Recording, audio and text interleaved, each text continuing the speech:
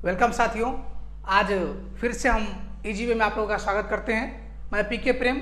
आज आप लोगों को यूपीपीसीएल के अगले सीरीज जो 25/1/2019 में क्वेश्चंस पूछे गए थे उनकी एनालिसिस करेंगे। उससे पहले जानकारी के लिए आपको बता दूं कि ईजीवे के इस चैनल पर यूपीपीसीएल के सभी पार्ट मतलब क्या, आपको ट्रेड थ्योरी, उसमें पूछे गए कंप्यूटर, उसमें पूछे गए मैथ रीजनिंग, सारे पेपर क्वेश्चंस का एनालिसिस कराया जाता है। आप जरूर इसे देखें और सब्सक्राइब करें और अपने साथियों को भी शेयर करें, क्योंकि यहाँ इलेक्ट्रीशियन ही नहीं, बाकी अन्य ट्रेडों का जैसे फिटर, आरएसी, कोपा, इस सभी का प्रीवियस ईयर का एनालिसिस होता है। उन लोगों को भी, साथी को भी आप हेल्प कर सकते हैं। और आप तो इसे नोटिफिकेशन बेल आइकन को जरूर दबाइए कि हर सीरीज आपके पास अवेलेबल हो, जैसे वीडियो आपको प्रोवाइड किया जाए आपको जानकारी मिल जाए। तो चलिए समय को किल नहीं करते हुए यूपीपीसीएल के 25/1/2019 का, इससे पहले जितना बताया गया यानी 60 नंबर तक का, तो अगले चलते हैं आज 61 नंबर क्वेश्चन पर और देखते हैं कि 61 नंबर क्वेश्चन क्या है और उसको एनालिसिस करते हैं। ये रहा 61 नंबर क्वेश्चन आपके सामने। आइए पढ़ते हैं क्या कह रहा है क्वेश्चन कि candela is the unit for, मतलब कैंडेला जो है ना वो किसके यूनिट के लिए यूज किया जाता है। तो आइए, कैंडेला मतलब कैंडल से आता है। किससे? कैंडल से आता है। ये लुमिनियस इंटेंसिटी की इकाई होती है कैंडेला। ये ल्यूमिनस इंटेंसिटी क्या होता है थोड़ा सा बता दूं, इल्यूमिनेशन चैप्टर से पूछा गया क्वेश्चन से ये, यानी प्रदीप्त से।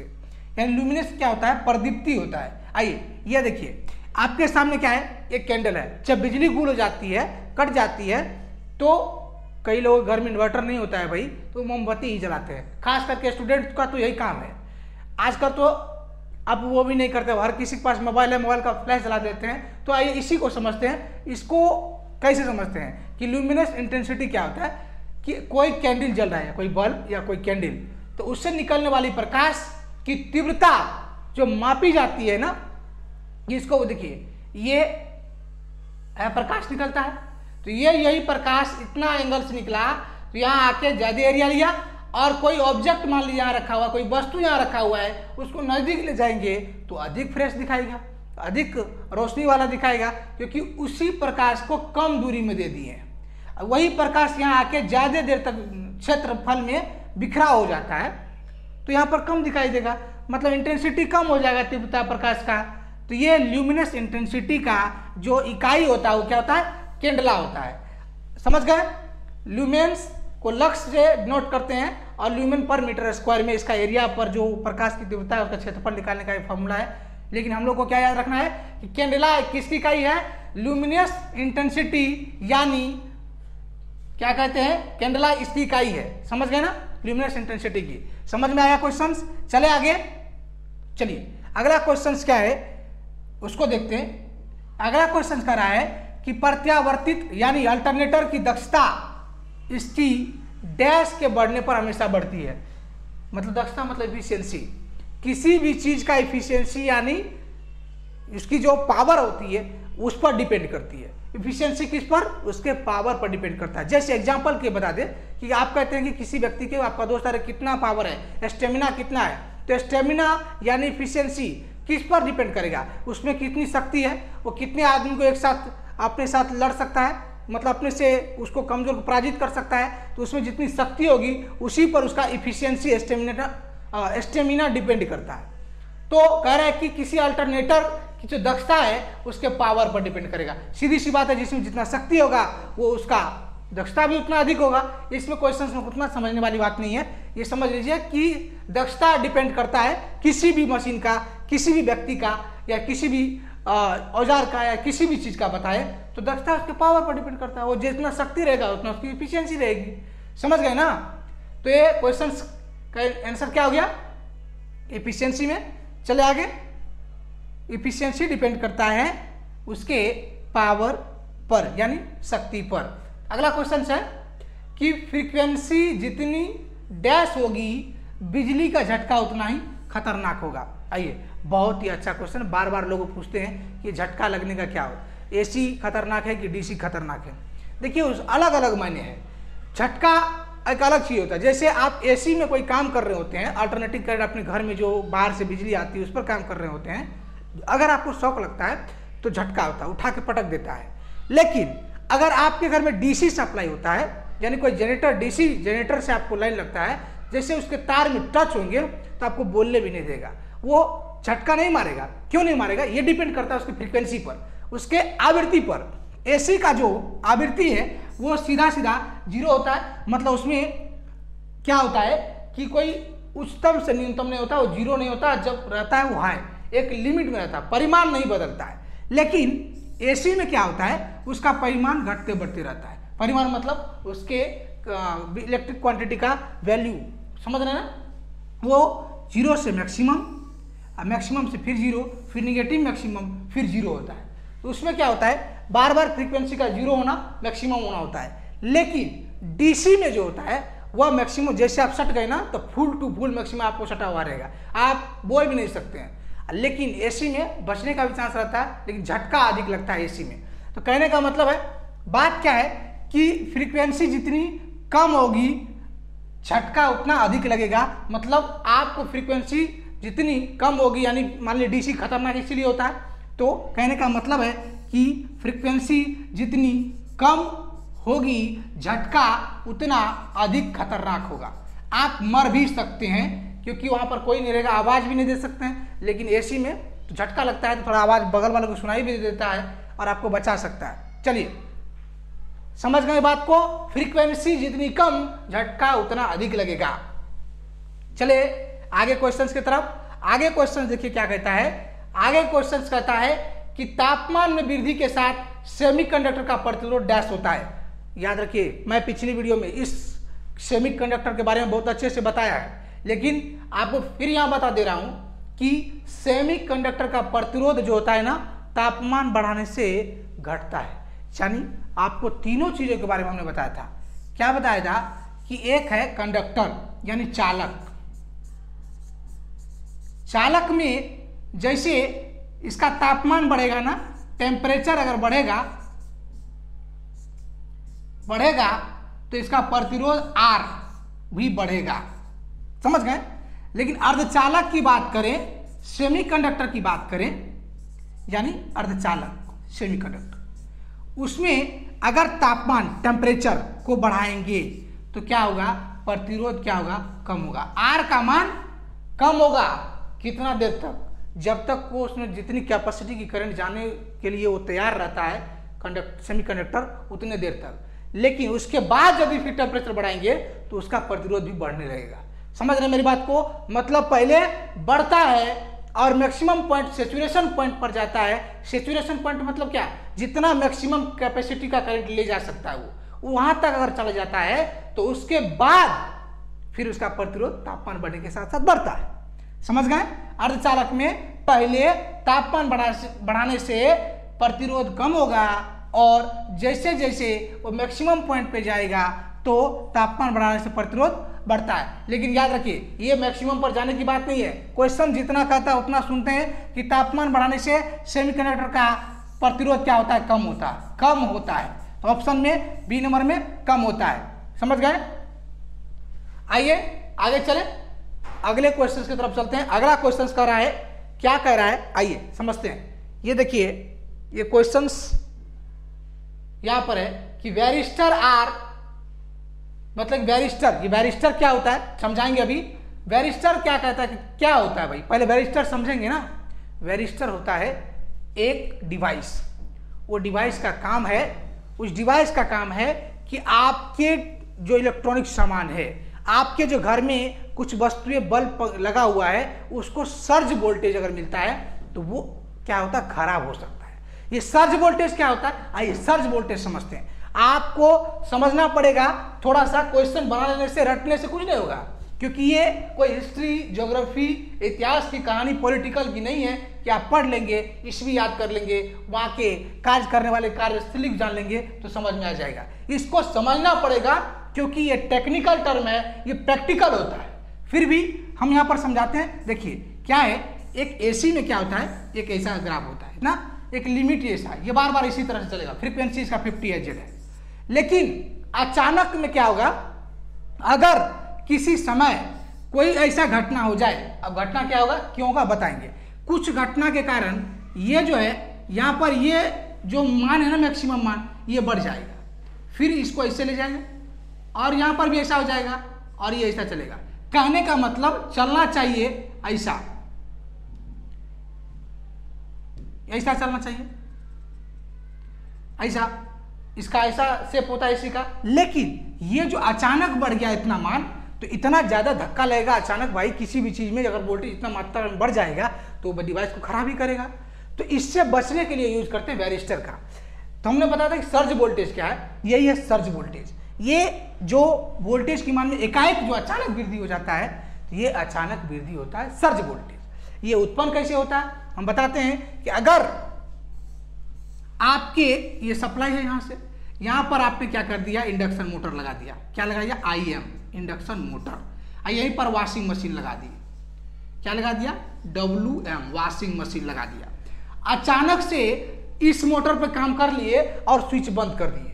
उसी समय वो डिवाइस उसी श्रेणी में लगा हुआ था कहीं पर, तो उसको अचानक क्या हुआ, मैक्सिमम वोल्टेज मिल गया, इतना अधिक मिल गया कि वो बर्दाश्त नहीं कर पाता है और उसमें कुछ सामान खराब हो जाता है। तो इसलिए उससे पहले एक वैरिस्टर का उपयोग करते हैं। किसका, वैरिस्टर का। ये सिंबल है वैरिस्टर का। ये वैरिस्टर कभी भी लगता है तो पैरेलल में लगता है, किसमें, किसी भी सर्किट के पैरेलल में लगता है। इसी को MOV बोलते हैं, MOV, ये भी के नाम से जाना जाता है वैरिस्टर को। ये वैरिस्टर का सिंबल है। ये दो लेग्स होते हैं इसमें, इसी को पैरेलल में लगाते हैं, किसमें, समांतर में, समझ गए। तो ये होता है कैसे, इससे बचने का मतलब वोल्टेज बढ़ेगा तो उसके प्रतिरोध को क्या करेगा, ये बढ़ा देगा, तो करंट उससे, यानी वो जो वोल्टेज की मात्रा अधिक होगी वो कम जाएगा। तो ये नॉन लीनियर रजिस्टर होता है। क्या होता है, नॉन लीनियर। नॉन लीनियर का मतलब क्या होता है कि आप किसी एक चीज का वैल्यू बढ़ाएंगे ना तो दूसरा चीज कम हो जाएगा। जैसे तापमान बढ़ाइए तो प्रतिरोध कम हो जाएगा, यानी प्रतिरोध बढ़ाइए तो करंट की बात करें तो करंट कम हो जाएगा। तो मतलब एक चीज को बढ़ाने से दूसरा चीज कम हो रहा है। तो ऐसे इक्वेशन मतलब पदार्थ को या ऐसे डिवाइस को नॉन लीनियर बोलेंगे। क्या बोलेंगे, नॉन लीनियर। तो वैरिस्टर होता है non linear device, non linear और रेखीय बोलते हैं उसको, ठीक है, वो रैखिक नहीं होता है। समझ में आया, varistor is a non linear device यानी रजिस्टर। ये वैरिस्टर है, समझ में आ गया। इतनी चीजें क्वेश्चंस के लिए मैंने बताया आपको, इससे ज्यादा इसमें समझने की जरूरत नहीं है। चलिए आगे इसको चैप्टर में जब पढ़ते हैं तो बहुत अच्छे से एनालिसिस से पढ़ते हैं। चलिए अगले क्वेश्चन की तरफ आइए। अगला क्वेश्चन है कि दिए गए विकल्पों में से कौन सा कोरोना का गुण नहीं है। कोरोना होता क्या है, ये बार बार क्वेश्चन रिपीट हो रहा है, किसी को अलग अलग तरीके से पूछा जा रहा है। कोरोना कैसे कम कर सकते हैं, कोरोना में क्या इफेक्ट है, उसके कारण क्या होता है। अभी पूछ रहा है कि उसका कौन कौन गुण नहीं है। आप गुण जानेंगे तब ना। हमने कहा कि पिछली वीडियो जाकर देखिए, आपके सीरीज के जो क्वेश्चन एनालिसिस है उसमें हर बार क्वेश्चन रिपीट किया गया है, उसको हम अलग अलग तरीके से बताए हैं क्योंकि क्वेश्चन भी अलग अलग तरीके से पूछा है। समझ गए ना। तो आपको समझना पड़ेगा क्या कि देखिए, आपको बता दे कोरोना में देखिए रंग दिख रहा है कि नहीं दिख रहा है, ये कोरोना का इफेक्ट दिख रहा है ना आपको, मतलब दृश्य है कि नहीं है, देख सकते हैं। ये कह रहा है उच्च वोल्टता पर कंडक्टर के पृष्ठ पर आंशिक विद्युत निर्वहन। अरे भाई, उच्च वोल्टता पर कम विद्युत थोड़ी निर्भर होगा। वोल्टेज अगर उच्च होगा तो ये आंशिक होना ही जरूरी है। लेकिन कह रहा है कौन सा गुण नहीं है, ये कह रहा है दृश्य होता है कि नहीं होता है, तो दृश्य होता है, दिख रहा है, वही कलर होता है, ये वायलेट कलर का होता है। लेकिन कह रहा है कि श्रव्य तो होता है, इसकी आवाज, कोरोना इफेक्ट जब आप तार जाते हैं, कभी कभी आप सड़क पर देखते होंगे कि दो तार होता है, उस तार के सनिंग यानी हमिंग का आवाज आता है, समझ, नॉइज आता है, तो वो नॉइज आवाज सुनाई देता है, ये गुण है कोरोना का। लेकिन ये कह रहा है अश्रव्य होता है, मतलब सुन नहीं सकते हैं, ये गलत बात है, यही गुण नहीं है। भाई हम कह रहे हैं सुनाई पड़ रहा है, नॉइजिंग होता है, तार जब चलता, ये जब जलते हुए तार पर जब अधिक करंट जाती है, अधिक वोल्टेज जाती है, तो ब्रेकडाउन वोल्टेज होने के कारण इलेक्ट्रॉन फ्लक्चुएट करती है, तो आवाज करता है, एक हमिंग की आवाज, सॉरी साइनिंग, नॉइजिंग की आवाज होती है, हिसिंग नॉइज जिसको बोलते हैं। हिसिंग नॉइज क्या होता है, एक सांप को देखे ना, सांप किस तरह फुफकार काटता है बहुत हाई फ्रिक्वेंसी में, तो वो इसी को बोलते हैं हिसिंग नॉइज। हिसिंग नॉइज वो आवाज होता है। तो कौन सा गुण नहीं है कोरोना का, वह करा अश्रव्य होता है, मतलब सुनाई नहीं देने वाला होता है, ये गलत है, ये गुण नहीं होता है कोरोना में। चलिए समझ गए ना। अगला क्वेश्चन चले कि पोल अंतराल की परिभाषा क्या है। पोल पिच बोलते हैं भाई, पोल पिच। देखिए कोई क्या हो ना, एक स्टेटर है उसमें स्लॉट होता है, ठीक है, 36 स्लॉट 32 स्लॉट इसका होता है। मान लीजिए वाइंडिंग करते हैं तो आप जैसे 4 पोल के लिए करते हैं तो एक पोल के लिए वाइंडिंग यहाँ से यहाँ कर दिए, तार निकाल दिए, फिर दूसरे पोल के लिए यहाँ वाइंडिंग करिए, मतलब इसे 2 तार निकाल दिए, फिर यहाँ स्लॉट में मतलब एक स्लॉट से दूसरे स्लॉट के बीच में लेते हैं, फिर चौथा के लिए यहाँ से यहाँ लेते हैं और निकाल देते हैं। तो 4 पोल के लिए किए। तो इस पोल पिच का जो अंतराल है उसका परिभाषा क्या होता है, ये अंतराल का परिभाषा क्या होता है, इनके बीच के अंतराल का परिभाषा होता है कि प्रति पोल आर्मेचर खांचों की संख्या। एक पोल है ना तो 1 2 3 4 5 6 7 8 जितना का खांचा होगा, स्लॉट होगा, उतना का संख्या को जो होता है ना वो क्या बोलते हैं, इसको क्वेश्चन में क्या कर रहा है, पोल अंतराल, पी यानी पोल पिच बोलते हैं। क्या बोलते हैं, पोल पिच। प्रति पोल आर्मेचर की खांचों की संख्या, एक पोल में जितने खांचों की संख्या होता है वो क्या कहलाता है, पोल पिच कहलाता है, पोल अंतराल कहलाता है। समझ गए। चले अगले क्वेश्चन की तरफ। चलिए अगला क्वेश्चन है आपके सामने ये कि भार बढ़ने से विद्युत धारा मोटर की गति डैश होती है।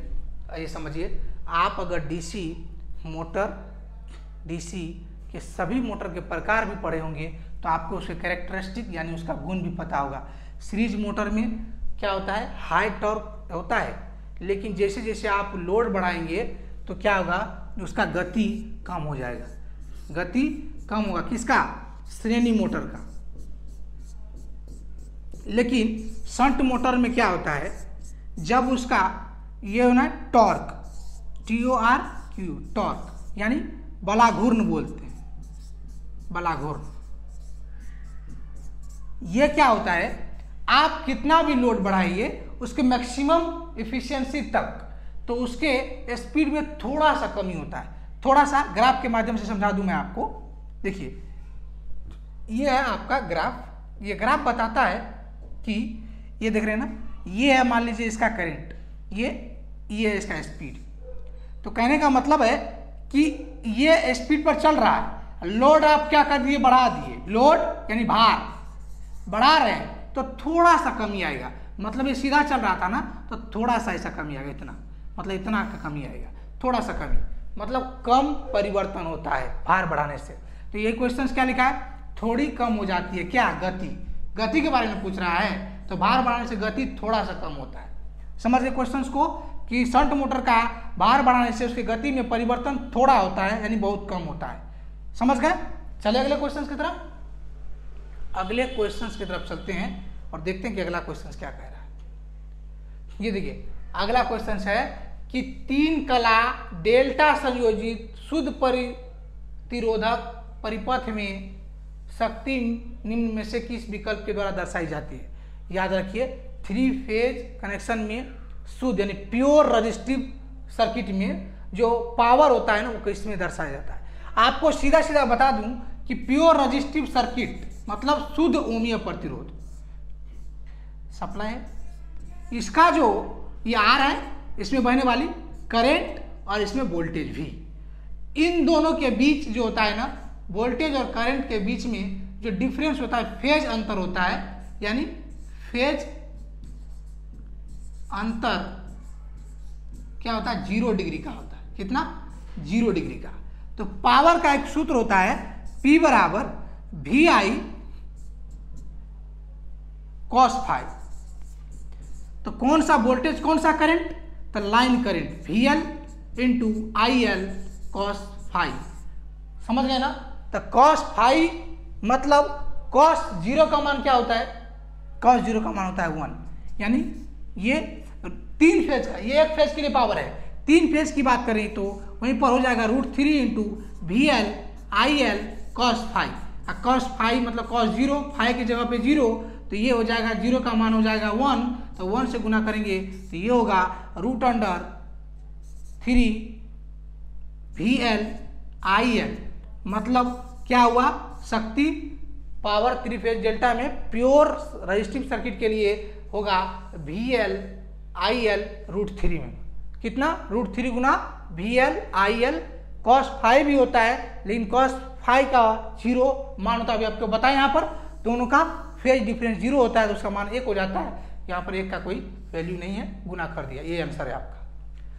चलिए आगे। चलिए अगला क्वेश्चन कर रहा है कि एक सोडियम लैंप में आरंभ में सोडियम डैश अवस्था में होता है, डैश में होता है। याद रखिए, सोडियम वेपर लैंप को जब भी जलाते हैं तो वो 5 से 6 मिनट लगता है पूर्ण रोशनी देने में, पूरा रोशनी देने में। तो क्यों लगता है? क्योंकि उसके अंदर जो सोडियम होता है ना, वो ठोस अवस्था में होता है। जैसे जैसे उसका तापमान बढ़ता है, उसका वेपोराइजेशन मतलब वाष्पीकरण होता है, और जब इलेक्ट्रॉन पूरा का पूरा एक जगह से दूसरे जगह जाने लगता है, फ्लक्चुएट करने लगता है, तब जाके पूरी रोशनी देता है। तो सोडियम शुरू में आरंभ में किस सॉलिड अवस्था में होता है? किसमें होता है? सॉलिड यानी ठोस अवस्था में होता है। समझ गए? चलिए अगले क्वेश्चन की तरफ। अगला क्वेश्चन, चलिए अगला क्वेश्चन कर रहा है, in AC machine parallel path is equal to number of poles if armature winding is. मतलब इस क्वेश्चन का मतलब कह रहा है कि एसी मशीन का जो पैरेलल पाथ है ना, वो पोल के बराबर होता है, वो कौन सा वाइंडिंग, ऐसा कब होता है ऐसा। तो देखिए, पैरेलल पाथ मतलब आपको वाइंडिंग का 2 प्रकार बताए थे हम, लेप वाइंडिंग और वेव वाइंडिंग बताए थे। लेप में होता था A बराबर P, A हो गया समांतर पथ की संख्या, समांतर पथों की संख्या, आप P हो गया पोल, यानी कितने पोल का है, पोल मतलब ध्रुव। ये लेप वाइंडिंग में आपस में बराबर होता है, A बराबर पोल, जितना समांतर पथ की संख्या उतना पोल। अब वेव में क्या होता है? A बराबर 2, समांतर पथ की संख्या हमेशा 2 होता है। कितना? 2। लेकिन ये कौन से में बात होगा? ये लेप वाइंडिंग में होगा। लेकिन कैसा? जब इसकी वाइंडिंग आर्मेचर पर हो। कब? किस पर? आर्मेचर पर फील्ड वाइंडिंग हो, आर्मेचर पर फील्ड वाइंडिंग। समझ गए ना? इस स्थिति में होता है। चलिए आगे चले। फील्ड वाइंडिंग, लेप वाइंडिंग भी समझा दिए।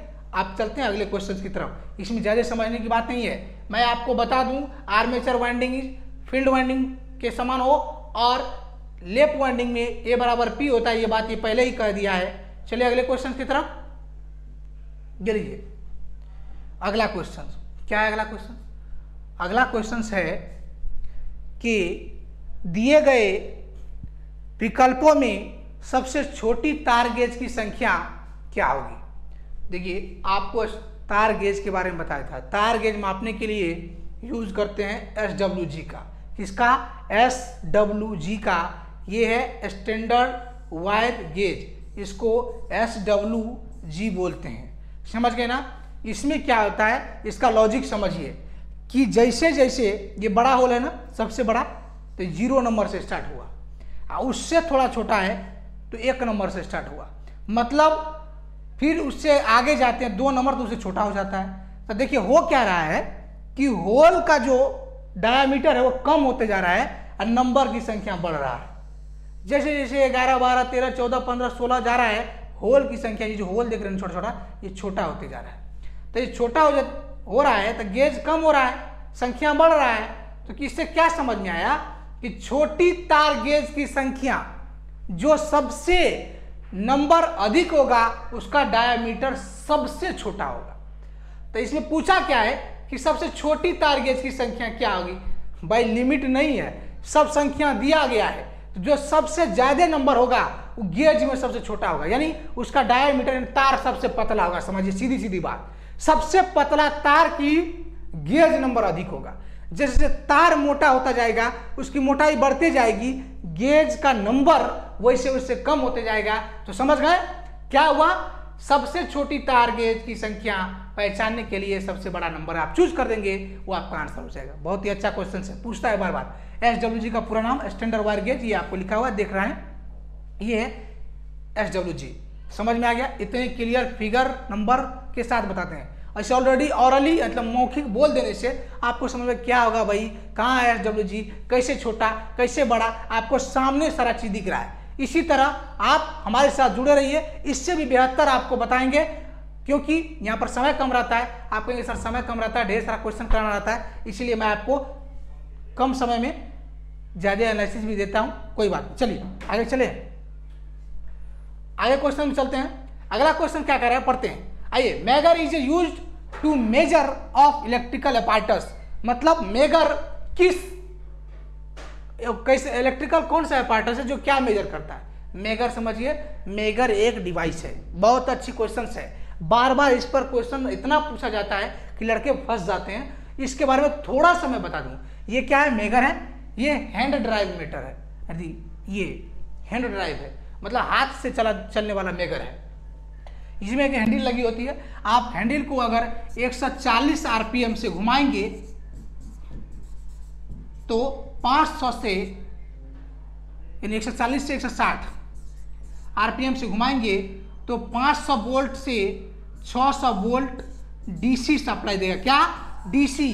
क्यों कि ये जो मेगर होता है वह डीसी जनरेटर, डीजी बोल देते हैं, डीसी जनरेटर और ओम मीटर दोनों का कॉम्बिनेशन होता है मेगर। समझ रहे हैं, ये क्वेश्चन पूछता है बार बार। सारे बातों को याद रखिए क्योंकि यही आपको कम से कम 7 ऑब्जेक्टिव कम से कम इस पर सॉल्व हो जाएगा। अभी बताएंगे थोड़ा सा आपको, समझ गए।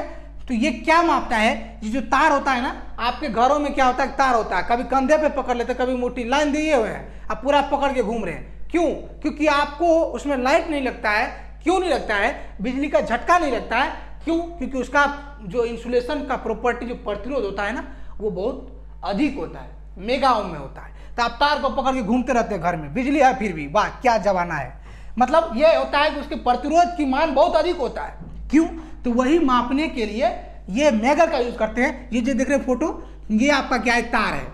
ये लाल वाला देख रहे हैं ना, RYB तीनों वाला, तो इसमें ये कंडक्टर है। तो कंडक्टर और इंसुलेशन के बीच का प्रतिरोध मापने के लिए हम मेगर का यूज करते हैं। इंसुलेशन प्रॉपर्टी यानी किसका, इंसुलेशन प्रॉपर्टी को चेक करने के लिए कौन सा, मेगर का यूज करते हैं। तो इंसुलेशन रेजिस्टेंस को चेक करने के लिए मेगर का यूज करते हैं। कभी भी ये जो मापता है ना, तो 10,000 ओम से 10 किलो ओम से अधिक के प्रतिरोध को मापता है। याद रखिएगा, 10 किलो ओम से अधिक के प्रतिरोध को। तो देखिए क्वेश्चन क्या क्या बना कि मेगर मापता है 10 किलो ओम से अधिक के प्रतिरोध को। मेगर किसका किसका संयोजन है, ओम मीटर और जनरेटर का। और ये क्या मापता है, तो तार में लगे कंडक्टर में इंसुलेशन को प्रॉपर्टी को मापने के लिए, मेजर करने के लिए उपयोग करते हैं। और एक क्वेश्चन पूछता है कि इसकी 140 से 160 आरपीएम तक घुमाने पर एक जनरेटर समानतः यानी मेगर समानतः 500 से 600 वोल्ट डीसी देता है। समझ में आ गया, ये सारे क्वेश्चन का प्रॉपर्टी है। आपको एक क्वेश्चन पे बहुत सारा बात मैंने बताया। आइए चले आगे, अगले क्वेश्चन की तरफ चलते हैं। अगला क्वेश्चन क्या है देखते हैं। आइए अगला क्वेश्चन आपके सामने है कि पास और तरंग कुंडली, भाई दोनों बात कर दिया। कुंडली के लिए पश अंतराल और अग्र अंतराल की संख्या, इसका वर्ड इतना हिंदी में रहता है कि आपको समझने में बहुत डिफिकल्ट होता है। पश अंतराल, अग्र अंतराल, पास, तरंग। लेकिन आप हमेशा आजकल तो स्मार्ट है भाई, आप वेव, लेप इस सब का चर्चा करते हैं। लेप होता है पास, पास को अंग्रेजी में लेप बोलते हैं, LAP लेप। और तरंग ना, तरंग मतलब वेव, ये बात तो आप जानते हैं, वेव, समझ गए।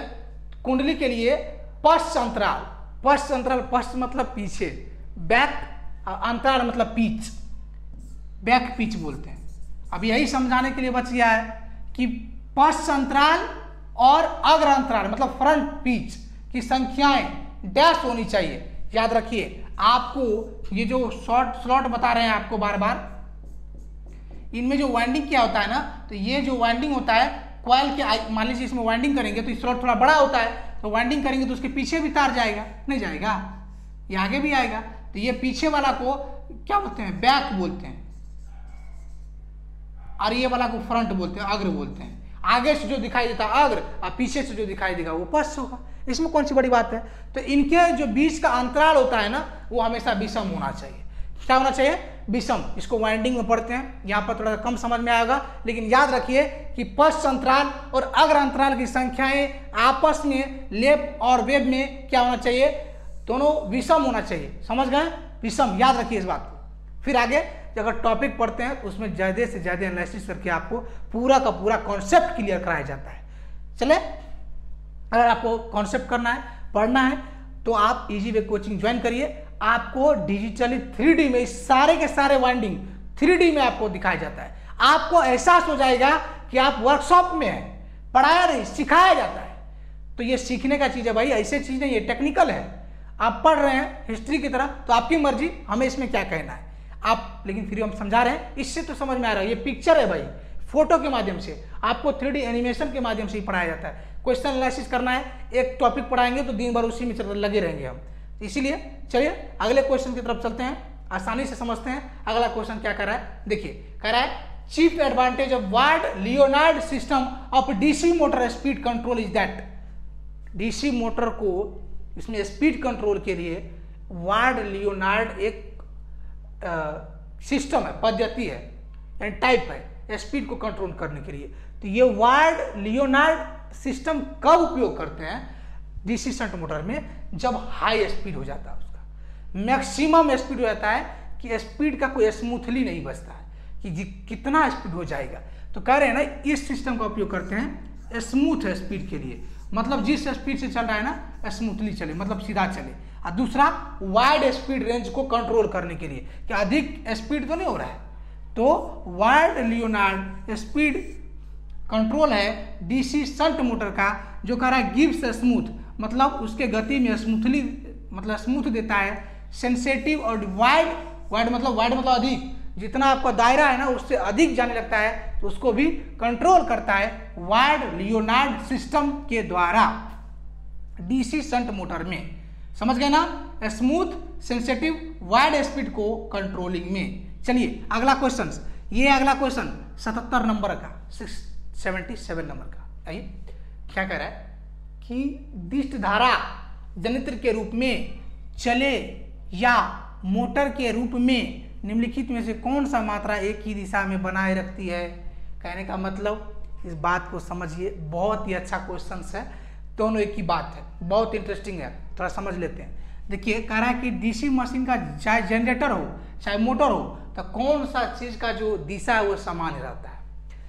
देखिए ये एक जनरेटर है, फिगर के साथ हम बता रहे हैं। ये जनरेटर में होता क्या है, नॉर्थ पोल होता है और साउथ पोल होता है। तो फ्लक्स निकलता है, इसके बीच में क्या होता है, कंडक्टर होता है, तार होता है, आर्मेचर में जो लपेटा होता है। तो ये क्या है, जब जनरेटर में ये फ्लक्स इसको काटता है, कब, जब इसको घुमाएंगे तो चेंजिंग फ्लक्स, मतलब बार बार काटेगा, कम होगा। तो ये आपको इसमें करंट बहेगा, यानी विद्युत धारा उत्पादन होगा, तो किस दिशा में होगा, इस चीज को ज्ञात करने के लिए फ्लेमिंग के दाएं हाथ का नियम यूज करते हैं। ये दाहिना हाथ है, इसमें फ्लक्स देखिए, ये आपको समझाए थे, ये जो अंगूठा है ना, ये मोशन मदर के नाम से बताए थे, ये फील्ड है तो फादर के नाम से बताए थे, और ये करंट निकलेगा यानी विद्युत वाहक बल निकलेगा, तो ये चिल्ड्रन के नाम से बताए थे। समझ गए क्या, कि अंगूठा मोशन यानी मदर, ये जो आपका तर्जनी उंगली है ना जिससे फ्लक्स निकलता है, तो ये तर्जनी बताता है फील्ड को, चुंबकीय क्षेत्र को, और ये जो मध्यमा है वो विद्युत वाहक बल को बताता है। समझ गए ना, तो ये क्या होगा, घुमाते हैं, तो सीधी सीधी बात है कि जनरेटर को घुमाते हैं उसमें आर्मेचर को, तो विद्युत पैदा होता है। लेकिन मोटर को इसी में अगर विद्युत दे देते हैं तो ये एक मोटर की तरह काम करेगा, ये अपने आप घूमेगा, घुमा के विद्युत पैदा कर सकते हैं, और पैदा हुआ वोल्टेज करंट यदि इसी को देते हैं तो ये मोटर की तरह काम करता है। एक डीसी जनरेटर मोटर की तरह काम करता है, सेम बनावट होता है। तो उसमें कौन सा दिशा सेम होगा, कौन, ईएमएफ की दिशा। जिस दिशा में ईएमएफ निकल रहा है उसी दिशा में अगर ईएमएफ देंगे तो मोटर जिस दिशा में घूमेगा, किस दिशा में, जिस दिशा में आप घुमा रहे थे पहले उसी दिशा में वो घूमेगा। तो मोटर घूमता है लेफ्ट में और हम घुमाते हैं मशीन को दाहिने तरफ से। चलिए, मतलब जनरेटर में राइट हैंड रूल और मोटर में लेफ्ट हैंड रूल, फ्लेमिंग का यूज करते हैं। तो क्या समान रहता है, विद्युत वाहक बल, प्रेरित विद्युत वाहक बल जो उत्पन्न होता है। समझ गए, मतलब इस क्वेश्चन का पूरा कहानी समझ में आ गया होगा, इसीलिए अब चलते हैं अगले क्वेश्चन की तरफ। देखिए अगला क्वेश्चन क्या कर रहा है, घरेलू तार स्थापना में फ्यूज का निर्धारण रेटिंग क्या होना चाहिए। फ्यूज निर्धारण रेटिंग में क्रांतिक मान होता है। क्रांतिक मान हम समझते हैं सबसे पहले क्या, क्रांतिक मान किसी भी 40% होता है किसी भी फ्यूज का, कि वह 40% तक कुछ नहीं होगा और उससे आगे जाएगा। वैल्यू होता है जहाँ पर वो ट्रिप करने का, फ्यूजिंग करने का होता है, फ्यूजिंग करंट भी होता है। तो याद रखिएगा इसको, किसी भी फ्यूज रेटिंग का जो क्रांतिक मान होता है वो 40% होता है। कितना? 40%। चले कह रहा है कि माना कि एक वायु संधारित अवरक, एक है एयर कंडेंसर कैपेसिटर, एक है माइका कैपेसिटर, के आयाम समान है। आयाम मतलब कैपेसिटी, मतलब कितने माइक्रोफैरेड का है, दोनों का माइक्रोफैरेड समान है। यदि अवरक यानी माइका कैपेसिटर की धारिता वायु कैपेसिटर की धारिता से 6 गुनी हो तो अवरक की अपेक्षित विद्युतशीलता क्या होगी। विद्युतशीलता क्या होगी भाई, कह रहा है कि दोनों का समान है। मान लीजिए उसका भी 1 है, इसका भी 1 है, तो दोनों का रेशियो ठीक है, एक दूसरे के रिस्पेक्ट में 1/1 है। एक का ये कह रहा है कि अवरक का 6 गुना हो जाता है। तो मान लीजिए ऊपर वाला अवरक है, नीचे वाला वायु वाला है, नहीं तो अवरक का हो गया 6, वायु हो गया 1, तो इसके रिस्पेक्ट में कितना गुना बढ़ जाएगा कैपेसिटी। तो ये सीधी सीधी बात है, जितना डायलेक्ट्रिक बढ़ गया उससे 6 गुना बढ़ जाएगा। जितना डायलेक्ट्रिक यानी विद्युतशीलता बढ़ता है तो उतना उसकी कैपेसिटी बढ़ती है। यहाँ पर ये बात देखिए 6 गुना, ये सीधी सीधी बात है। इसमें पूछना क्या है भाई कि दोनों एक एक रेशियो में था, किसी एक का 6 गुना हो गया तो उसका कैपेसिटी वैल्यू 6 गुना हो जाएगा, 6 गुना हो जाएगा। इसमें कोई क्वेश्चन लॉजिक वाली बात नहीं है, ये सीधा सीधा आपको भी समझ में आ जाएगा, चाहे इलेक्ट्रिशियन है या नहीं है तो भी। आइए समझ में आ गया, चले अगले क्वेश्चंस को देखते हैं। अगला क्वेश्चन क्या है, ये है आपका अगला क्वेश्चन। क्या है भाई कि डैश शक्ति निर्धारण रेटिंग वाले विशिष्ट धारा मोटर को नियंत्रित करने के लिए हाफ वेव रेक्टिफायर का यूज करते हैं। मतलब अर्ध तरंग परिवर्तक, हम दोनों बात करते हैं जो बार बार बातें आपको बोलचाल में आती है। Half wave rectifier, full wave rectifier, उसी का पूरा नाम दे देता है अर्ध तरंग हाफ वेव, आप फुल तरंग होता है ना पूर्ण तरंग का फुल वेव। तो ये जो हाफ वेव वाला है ना रेक्टिफायर, वो कितने शक्ति तक यूज कर सकते हैं उसको याद रखिएगा। 400 वाट, 400 वाट जहां पर शक्ति होगा उससे कम तक के यूज करने के लिए हम हाफ वेव रेक्टिफायर का यूज करते हैं। किसका? हाफ वेव रेक्टिफायर, रेक्टिफायर यानी हाफ तरंग परिवर्तक का यूज करते हैं। इसमें कुछ समझ में आ गया। चलिए इस क्वेश्चन का कोई उतना एनालिसिस करने की जरूरत नहीं है। चलिए अगला क्वेश्चन है कि किस प्रकार के शक्ति परिवर्तक में संग्राहक परिवाहित धारा प्रविष्ट संकेत के आधे चक्र से कम प्रवाह करता है। भाई समझ में नहीं आएगा इस तरह का क्वेश्चन, बोले क्या नहीं समझ में आया ना, आइए आप समझाते हैं आपको कि ऐसा कौन सा पावर एम्पलीफायर है, समझ में आ रहा, पावर एम्पलीफायर है यानी शक्ति प्रवर्धक जिसमें कलेक्टर करेंट यानी संग्राहक धारा, प्रविष्ट मतलब इंटर करने वाला, घुसने वाला, संकेत के आधे चक्र से कम प्रवाह करता है। समझिए पावर एम्पलीफायर 4 प्रकार के होते हैं, A type, B type, C type, A B type, इसको हम लोग पढ़ेंगे। लेकिन यहाँ पर क्या कहना है कि आधे चक्र से कम प्रवाह करने का मतलब जैसे आप आम बोलते हैं, मैक ले लीजिए, मैक आप उसमें आम बोल दीजिए, आम बोलने में 0.3 सेकेंड लगा, उसका वेव बना ये ऐसा। लेकिन ये एम्पलीफायर लगाएंगे पावर वाला तो 0.3 सेकेंड के अलावा वो 0.15 मतलब आधा समय में भी, आधे से कम में भी ये आपको आम बोल देगा। जैसे आप YouTube देखते हैं ना, तो आप क्या करते हैं स्पीड बढ़ा देते हैं, जो काम मतलब 15 मिनट का वीडियो है वो 15 मिनट से कम यानी 7 से कम मिनट में भी देख लेते हैं उसको, तो मतलब आधे समय में ले लिया उसको। तो कहने का मतलब है कि ये जो करंट है ना उसको आधे से भी कम समय में उसको प्रविष्ट कर देता है, एक जगह से दूसरी जगह दे आता है। कैसे देखिए, अब सभी एम्पलीफायर का हम बता रहे हैं। क्लास ए में पूरा 360 डिग्री लेता है, फुल पिच में लेता है, और क्लास बी में 180 डिग्री से अधिक समय लेता है, टाइम कंज्यूम करता है, उसका ग्राफ बनाता है। और ये क्लास बी में हाफ समय यानी 180 डिग्री।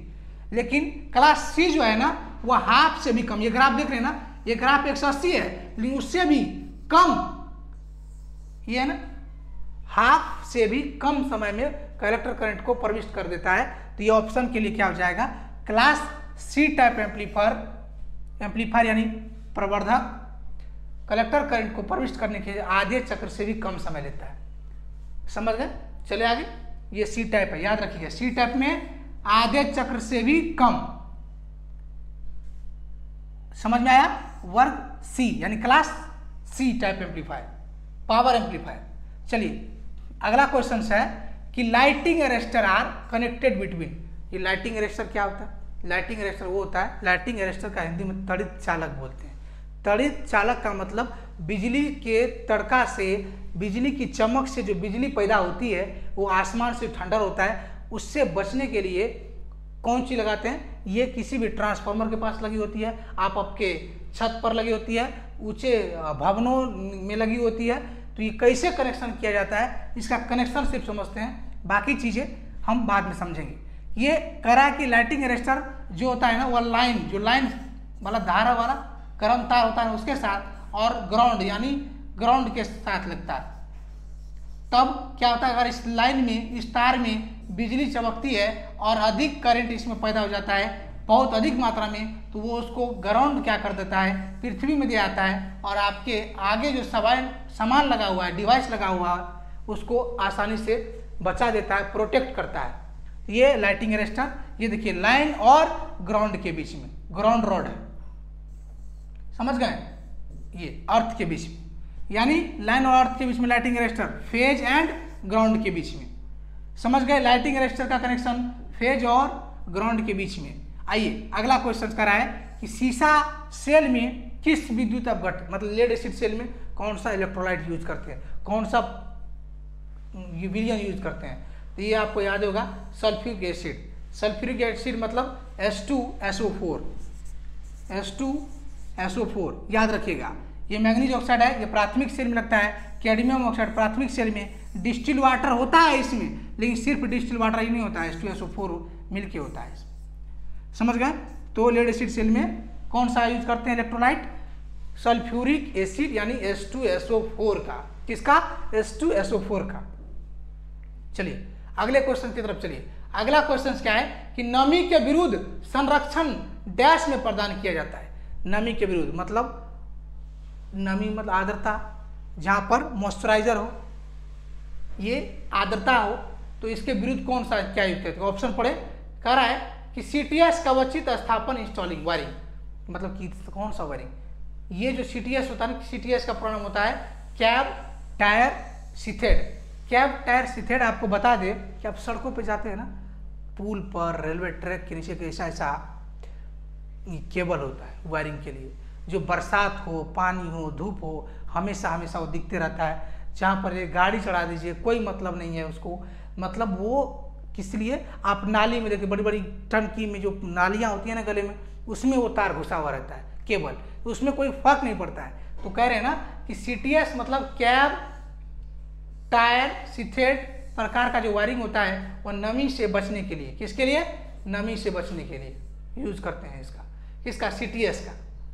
कंड्यूट बाई, कंड्यूट तो अपने घर में करते हैं, दीवार में, GI पाइप वाला। इससे पहले आपको वीडियो में 1 नंबर क्वेश्चन है, इसी में बताएंगे आपको। समझ गए? दूसरा क्या? लकड़ी के आवरण पर टोपी में। अरे इसमें क्या, लकड़ी के आवरण में टोपी के लिए थोड़ी यूज करते हैं इसका, करते हैं किलिट। किलिट में तो ये किलिट मार दीजिए दीवार पर, ये दीवार है, दीवार पर किलिट मार के करिए, वो तो पानी जाएगा, धूप लगेगा, तो उसका समय खराब हो सकता है। समझ गए ना? तो CTS वायरिंग नमी से बचने के लिए किया जाता है। चलिए आइए, the purpose of impregnation of insulating material is use to. कहने का मतलब है, ये क्वेश्चन समझाते हैं कि इम्प्रेगनेशन जो है ये किस पर्पस से यूज किया जाता है। तो इम्प्रेगनेशन जो है वो आपको इसलिए यूज किया जाता है कि आप कोई वाइंडिंग देखे होंगे, आप देखते होंगे पंखा वायरिंग करने वाले को या मोटर वायरिंग करने वाले को, ये जो स्लॉट होता है ना, जिसमें तार वो कॉइल लपेटता है, उसमें उजला कलर का एक देखते होंगे, उजला कलर का एक प्लास्टिक का कुछ डालता है इसमें, ये ऐसा इसमें डाल के तब वायरिंग उसमें तार घुसाएगा। तो वो जो उजला वाला होता है ना, वो इम्प्रेग्नेंट पेपर होता है, वो इंसुलेशन का काम करता है। तो वो क्या करता है, वो उसके गैप को भर देता है। किसके, उसको वाइंडिंग करके कवर में आप कॉयल तार डालते हैं, उसमें वो वायरिंग करके और वो डाल देने के बाद उसका जो एयर प्रोटेक्ट है ना उसको भर देता है। किसको, उसको यानी एयर प्रोटेक्ट को जो पॉकेट होता है उसको भर, खाली जगह को भर देता है। कौन, इम्प्रेगनेशन। समझ गए। तो इसका आंसर क्या हो गया कि इम्प्रेगनेशन का पेपर है fill the air pocket with oil. समझ गए। दूसरा क्वेश्चन इसी में है। दूसरा क्वेश्चन पढ़ते हैं, क्या कह रहा है कि फ्लेमिंग के बाएं हाथ के नियम के अनुसार डैश में पाया जाता है। अभी भाई किस में पाया जाता है, ये आप जानते हैं ना, बाएं। अभी तुरंत बताएं इससे पहले कि फ्लेमिंग का लेफ्ट हैंड रूल, बाएं हाथ का नियम मोटर में यूज करते हैं। किसमें, मोटर में यूज करते हैं। मोटर के मोशन में जो आर्मेचर घूमेगा किस दिशा में घूमेगा, इस चीज का पता लगाने के लिए लेफ्ट हैंड रूल का यूज करते हैं। समझ गए। क्वेश्चन में समझ में आ गया Fleming rule motor, DC motor में। आइए अगला क्वेश्चन की तरफ चलते हैं। बहुत ही आसान क्वेश्चन था, चले लीजिए। अगला क्वेश्चन है material used for electric heater. अरे भाई इलेक्ट्रिक हीटर के लिए कौन सा पदार्थ का उपयोग करते हैं, तो कौन सा, ये तो आपको याद ही होगा, ये आप नाइक्रोम का करते हैं। अब कहाँ करते हैं, कंफ्यूज में नहीं होना कि ये जो हीटर है ना, ये सप्लाई देने वाला तार नहीं है जो बाहर से देते हैं, इसके अंदर में जो कॉइल होता है ये देख रहे हैं ना, जो आपको लाल लाल गर्म होता है और उस पर आप आग निकलता है, कहीं हीट हो जाता है तो वो आग की तरह लाल हो जाता है। तो ये जो तार होता है अंदर में कॉइल वाला, ये होता है नाइक्रोम का। किसका होता है, नाइक्रोम का। ये क्वेश्चन समझ में आ गया। ये हीटर है, समझे। चले आगे, चलिए आगे चलते हैं। आगे का क्वेश्चन है कि एक दूसरे के समांतर चल रहे डीसी शंट जनरेटर से भार को दूसरे में विस्थापित करने के लिए सबसे सरल तरीका क्या है। देखिए इस बात को समझिए, क्वेश्चंस क्या कह रहा है। ये क्वेश्चंस कह रहा है कि दो जनरेटर है। कौन सा जनरेटर है, शंट जनरेटर। शंट जनरेटर बना देते हैं। ये आर्मेचर, इसके पैरेलल में शंट जनरेटर में क्या होता है, इसके पैरेलल में फील्ड वाइंडिंग होता है। यहाँ आपको लोड लगाना है, नहीं ये तार मान लीजिए इधर लोड लगाना है, इधर भी एक शंट जनरेटर है आप चला रहे हैं, इसके समांतर में दूसरा फील्ड वाइंडिंग है, इसका भी सप्लाई है। तो कहने का मतलब है लोड यहाँ पर है, ये दोनों समांतर में चल रहा है, तो इसका लोड भी स्थापित करने के लिए क्या करेंगे, तो एक उपाय होता है, यहाँ जो इस ऑप्शन के अकॉर्डिंग बताया गया है ये आपको बता देते हैं। क्या करिए, मान लीजिए ये तार है, इसके बीच में रियोस्टेट लगा दीजिए, तब प्रतिरोध लगा दीजिए, इतना प्रतिरोध लगा दीजिए कि इसका करंट इधर जाए ही। तो कहने का मतलब है किसी एक को सप्लाई दे रहे हैं इधर और दूसरा को उससे हटाना है, तो क्या करिए इसमें रियोस्टेट लगा दीजिए। क्या, रियोस्टेट लगा दीजिए।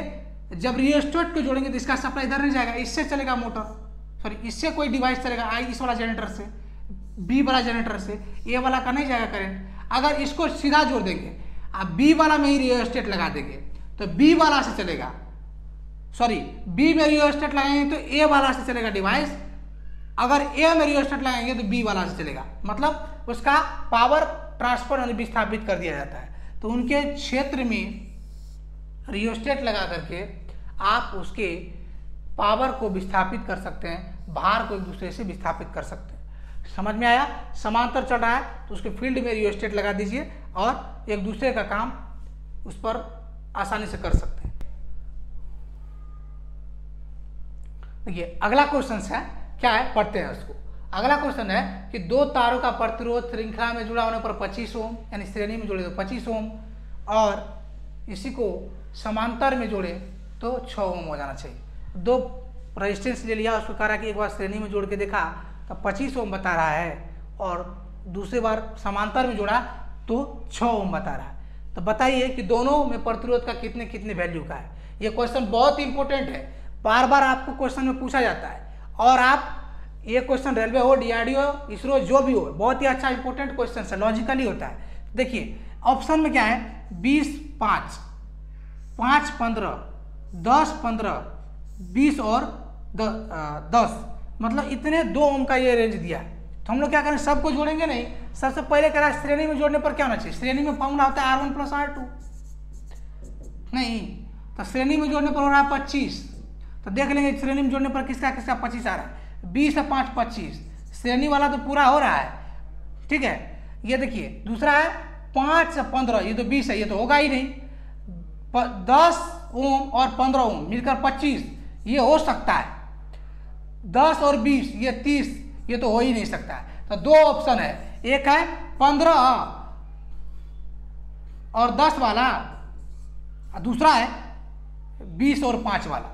तो देखिए इसका 15 और 10, 20 और 5, तो 20 ओम प्लस 5 ओम को जोड़ेंगे तो 25 तो हो जा रहा है सीरीज में। ऐसे को पैरेलल में यानी समांतर में जोड़ के देखते हैं होता है कि नहीं होता है। समांतर का फॉर्मूला होता है 1/5 प्लस 1/20। इसको सॉल्व करिएगा तो ये होगा 20 यानी R टोटल होता है। ये होता है 20, ये हो गया 4, 5 का 20, ये हो गया 1, मतलब 5/20 यानी 1/4 RT बराबर टोटल निकलेगा पैरेलल में कितना 4। ये आपको बेसिक थ्रू बताएं, इतना लिखना नहीं है, आपको बताएंगे दूसरे वाला ऑप्शन में कैसे पैरेलल निकालेंगे। तो दूसरा क्या है 15 और 10, तो 15 और 10 वाला ये देखिए यहाँ पर है 15 और 10 वाला क्या है 15 और 10 को जोड़ दिए तो 25 हो गया R1 R2 को। लेकिन 15 गुना 10 यानी R1 गुना R2 बटे 15 प्लस 10 यानी R1 प्लस R2 ये निकालेंगे ना तो ये होगा 150। 15 था 150 और 15 25 6 ओम। तो ऑप्शन में क्या है कि समांतर में जोड़े तो 6 ओम, आप पैरेलल श्रेणी में जोड़े तो 25। तो ये 15 ओम और 10 ओम का दो रजिस्टर होगा, इसको श्रेणी में जोड़िए तो 25 आ जाएगा और समांतर में जोड़ेंगे तो 6 ओम आएगा। क्वेश्चन के अकॉर्डिंग ये ऑप्शन हो गया आपको 10 ओम वाला और 15 ओम वाला दो प्रतिरोध होगा। समझ में आया? बहुत ही अच्छा क्वेश्चन है, याद रखिए, इसी पर प्रैक्टिस बहुत जरूरी है आपका। चलिए अगले क्वेश्चन की तरफ। ये देखिए अगला क्वेश्चन है कि दाब कर्षक प्रवर्धक मतलब प्रेशर वाला जो एम्पलीफायर है, प्रेशर एम्पलीफायर में कौन चीज ऑप्शन के आउटपुट में विषम हार्मोनिक कम करता है। देखिए आउटपुट में नहीं करता, कोई भी प्रवर्धक है ना तो आपके इनपुट को आगे पीछे करता है। समझ गए? एम्पलीफायर जैसे एक बात बताइए, आप मैक से बोल दिए, आप बोल दिए वो तार से एम्पलीफायर में चला गया, यहाँ पर स्पीकर में बोल दिया, तो स्पीकर यहाँ पर जो बोल देगा वो तो बाहर बोल दिया, उसको कंट्रोल करने वाला कोई है ही नहीं है, तो आउटपुट को कंट्रोल करेगा? वो नहीं करेगा। करेगा जब भी करेगा तो कोई भी एम्पलीफायर इनपुट सिग्नल को कंट्रोल करता है। आउटपुट सिग्नल जो आउटपुट में दे दिया वो तो बाहर चला गया, वो उसको कंट्रोल नहीं कर सकता है। पहले ही आउटपुट कैसा देना है ये एम्पलीफायर तय करता है। तो कहने का मतलब श्रव्य प्रवर्धक का पहला चरण है, पहला चरण नहीं है भाई। ये एकल ट्रांजिस्टर का प्रयोग करता है? नहीं, ऐसा नहीं है। ये कह रहा है कि सम हार्मोनिक को कम करता है। मतलब सम हार्मोनिक का मतलब है आप जो भी चीज़ अपने मैक में बोलते हैं तो आपको आम बोले तो आम आउटपुट में अच्छे से सुनाई देना चाहिए, तो वो क्या करता है इसको स्मूथली, जो आपका फ्रीक्वेंसी है, जो आपका आवृत्ति है, जो उसका सिग्नल का सिस्टम है, उसको वहाँ पर स्मूथली देता है, यानी सम हार्मोनिक को कम करता है। किसको? सम हार्मोनिक को कम करता है दाब कर्षक प्रवर्धक। दाब कर्षक प्रवर्धक सम हार्मोनिक को कम करता है। ये था 90 नंबर तक का क्वेश्चंस का। आगे एनालिसिस भी हम पढ़ेंगे आगे।